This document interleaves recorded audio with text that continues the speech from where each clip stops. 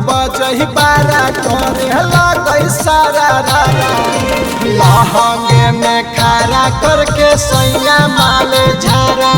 अगर लहंगे में खारा करके सैया माले झारा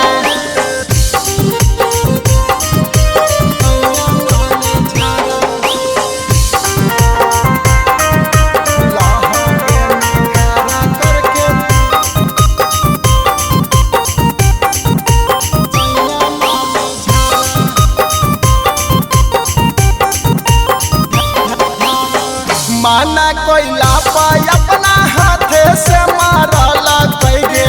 गलिया के लाल कके अंगली देखैला कइगे माना कोइला पाई अपना हाथे से मारला कइगे गलिया के लाल कके अंगली देखैला कइया के सखी कटलई है रतिया रोई रोई होके सखी पलंग करो है चोई चोई मगे जब बजही बारा करे लगई सारा रारा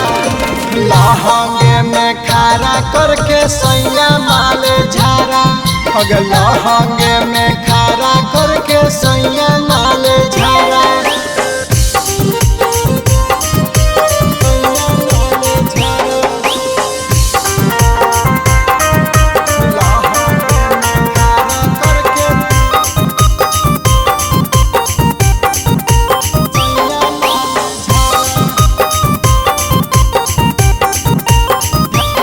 अमित बिहारी सैया को नाम धराबो है गे